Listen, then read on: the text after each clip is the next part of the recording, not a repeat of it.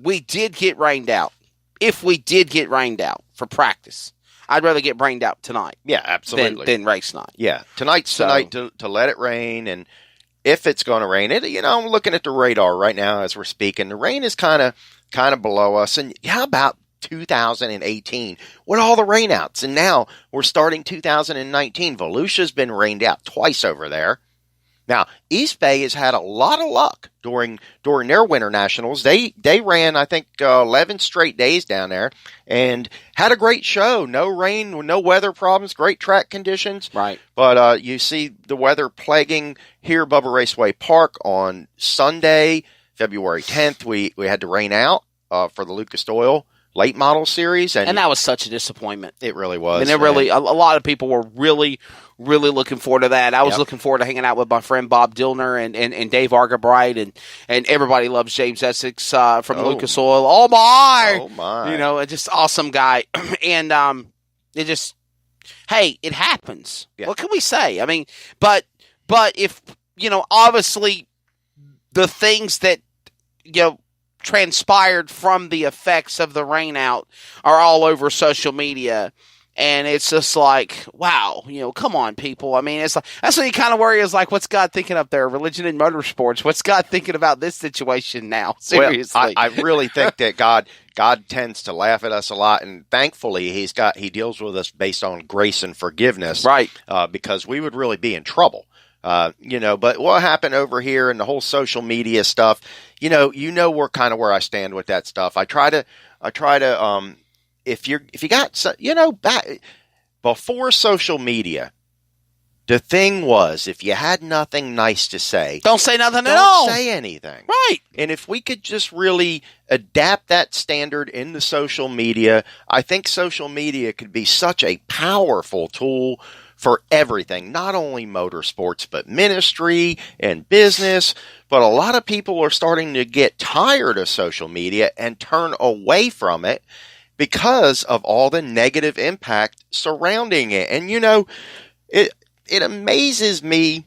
I promised you we weren't going to get into this subject, but I guess we're here kind of now. Spiraled into it, I guess. Yeah, we're here now. You kind of led us down that road, and now we're here.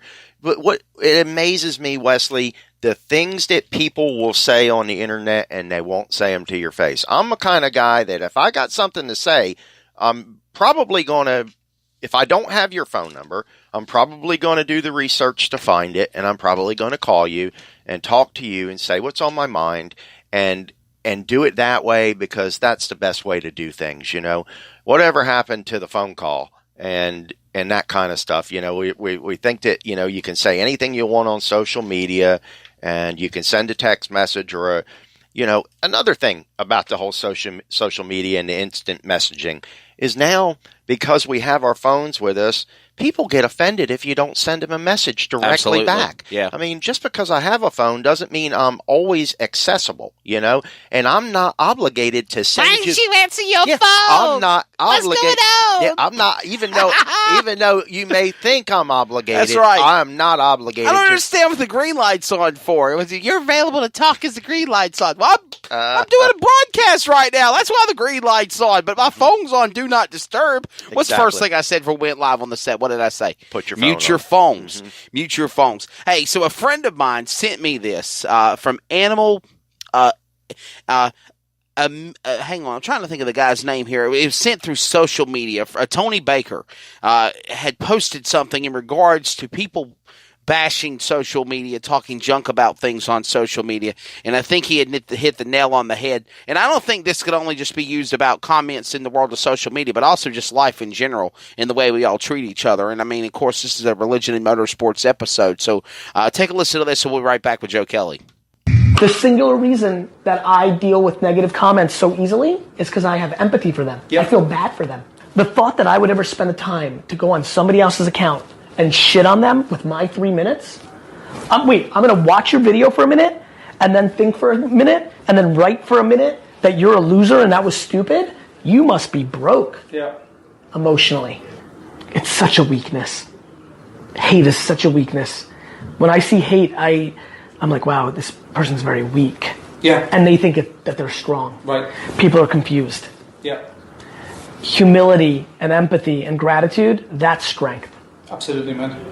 That's exactly where it's at. Thank you. And again, this is a podcast. And this is a podcast, Joe Kelly. So obviously we apologize for the S-bomb being dropped down there. But, I mean, heck, everybody hears that in the world today. But with that being said, if you listen to not just that one word, but the 45 seconds of what he was talking about, it makes pretty good sense. It makes pretty good sense. Well, we live in the me era. And, you know, there's a lot of self-centeredness going on. And listen, there are things sometimes that I want to say on social media, and I kind of refrain from it just because I know it doesn't do any good, really. It just kind of aggravates the situation. Right. But by no means, with this being a religion and motorsports episode, you know, by no means, the Bible talks about negativity and kind of what to do, and if you were to ask me how I deal with some of the negativity, because I've been involved in some negative situations, and basically, Wesley, I go back to the same old thing. I have to sometimes remind myself to take the time to go back and pray about things, and you know, I've talked to you about some of that stuff because of different situations that you were involved in. And I think we've got away from some of them simple, old school standards. You know, take the time before you answer. You don't have to answer right away. And that's one of the things with social media.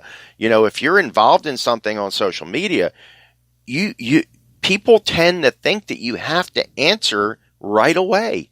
And for me, I don't know about you, but for me, most times I can't give a good reply to a negative situation right away. I have to kind of step back, evaluate the situation. I'm terrible about responding to things right away. I usually stick my foot in my mouth. And so I like to take the time, and I'm practicing at this, you know, taking the time to include God in all the things that I'm doing. Absolutely. And before I go forward with things, just take a little time, prayerfully enter into the situation, and then respond. And that's not always easy to do, man. We are so apt to jump right into things, you know. Everything's drive-through time, you know what I mean? We got to have it right now. And when you prayerfully enter into a situation, it requires a little bit of patience. Absolutely. You know, so. This is Finish Line. This is our debut podcast, Fox Sports Radio, iHeartRadio, Tuned In Radio, and iTunes Radio, also on the CRN Sports Network. We will have podcasts available for replay. We will be doing this podcast show, every Wednesday morning at 11 a.m. Eastern Time, 10 Central, 8 Pacific for all you Pacific people in the Pacific world that wake up at 11 a.m.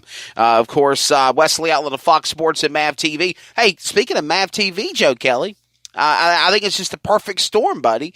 The day before Valentine's Day, I don't have a love of my life except racing and my son Nathan. Right. But, I love broadcasting, and in addition to being the debut show of Finish Line, tonight is my debut on Mav TV. I'm looking forward to that on Short Track America. That's going to be an awesome thing.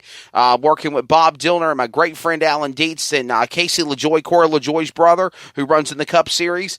We worked together, and we've got a great package. That was the New Year's Bash, the big street stock event. Sure. And it will be on Short Track America at 7 and 10 p.m. on Mav TV. Check your cable and local listings. And the reason I can plug Mav TV on Fox Sports Radio is because I work for both affiliates, and they do a lot of affiliating work together. Yeah. So it's cool to do that. But that's going to be really, really cool. I'm going to have to check that out tonight. Yeah, that's going to be neat to watch. Hopefully we have a chance, if we're practicing here tonight, maybe we can pull it up on the laptop and just kind of listen to it and see where we're at with it. That'd be fun to hear you on there. And both great networks, Mav TV and Fox Sports 1, you know. That's right. What they do for motorsports and all sports, you know. So, and Mav TV, I tell you, I like Mav TV. I've actually got the Lucas Oil app for Speed Weeks this year, just to watch some of the East Bay racing. That's right. There. Yes. And what great coverage, you know. Just, it's awesome for our sport, and to see what's going on with how fast our sport is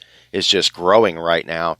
I watched an interview with I'm not sure what network it was on, but it was with Jonathan Davenport, and they asked him about, a guy like Kyle Busch maybe dropping down and coming to run the Lucas Oil Series. Run some dirt races, fella. And Jonathan said, come on, line up. And it'd be nice to see something like that. Whether it happens or not, I don't know. Yeah. But it'd be great to see. I mean, that'd be pretty neat, wouldn't it? It would. I think a lot of fans in the industry would love to see these NASCAR guys, these hot shoes as they call them, get out of the cookie cutter cars and trucks as they try to disrespect NASCAR, and I disagree with it, and try to go to grassroots. And my take is this, and that's what gets me about so many people. Joe, you know me for 2 or 3 years. I am a diehard racing fan. Mm-hmm. I work with NASCAR. I work with Fast Track and Ultimate and all the other things that I love to work with. I just am not just prone to liking one thing. I love all genres of motorsports. Diversified is the word because, I enjoy everything that is racing. I'll watch motocross. I'll watch Munster Jam. I'll watch drag racing. I'll watch NASCAR. I'll watch sprint cars. I'll watch late models. Or as our friend Dane Miller calls them, taxi cabs, which I find is an insult. I'm like, why would you do that? But, I love all racing, but and I think that's where we kind of draw the line where we talk about religion in motorsports. Sometimes we have religion in racing for I like these cars, but I don't like those cars. Mm-hmm. I like late models, but I don't care for midgets. Or, I'll see the sprint cars, but I like them with the wing, not the wing. Or I like them with non-wing and with wings. Wings are boring. I like a non-wing. So it's like, it's kind of like going down this road of religion in motorsports with, well, I believe in God, but I'm Pentecostal. Well, no, I'm Baptist. Well, I'm Southern Baptist. Well, I'm Free Will Baptist. Well, no, I'm Catholic. Yeah. So it's like Protestant. Yeah. Quakers, candlestick makers. It's like it's kind of down the same road. It is. It is kind of funny how people are, and it's what we feel comfortable with, And when it comes to religion and what I do, I just show love. That's what I'm called to do. And in the racing community, that's easy to do for me because I can relate to just about, to be honest with you, I'm kind of partial to big block modifieds. I love big block modifieds, but I don't get to see them that much. I don't either, but I love their racing. But It's easy for me to go to any race because I'm kind of like you. I'm a race fan. I spend most of my time in the dirt track industry. That's my favorite stuff, but I have nothing against asphalt racing. I like asphalt racing. Absolutely. And they saw a barn burner at New Smyrna Speedway the other day. Props to the great folks, my friends at NASCAR and Fan Choice TV. They did a phenomenal job on the coverage, and Derek Kraus won the New Smyrna 175, the opening race for the NASCAR K&N Series, and that was a great show. And I'll tell you something else, Joe Kelly, fighting the weather. On a Monday night, the place was packed. It was packed. Last night, Volusia got rained out because of the weather. We'll talk about the Dirt Car Nationals here in a little bit. We'll talk about Bubba. We'll talk about East Bay and the Winter Nationals, all those good things. We'll recap Screven. Again, I try to tell everybody, Speed Weeks is not just NASCAR. Speed Weeks is a glorified Florida, Georgia line motorsports fiesta smorgasbord, and you need to jump into the dog pile and be a part of it. It really is. And that's, this year, the Borderline Brawl, February 22nd, 23rd. That's kind of be like the closing recap on it. And it's grassroots, Thunderstocks. It's grassroots where we have the late models in for a support series, the Southern Clash deal. And so we're in that market now. And it's like you said, it's all genres of racing. That's right. And it's awesome to come, just to be part of it. And I love it. I'm having a blast. My wife I'll tell you a little story. My wife went shopping the other day and bought a bunch of fresh stuff. And I said, you do realize I won't be home probably at all for dinner in the next, for the next couple of weeks. Oh, I forgot, it's Speed Weeks, and we're going every night to a racetrack. And here it is at 11:40 today. I'm at a racetrack. Wesley talks me into coming to do a podcast. You talked me into it. But I'll do it. I'll take the time.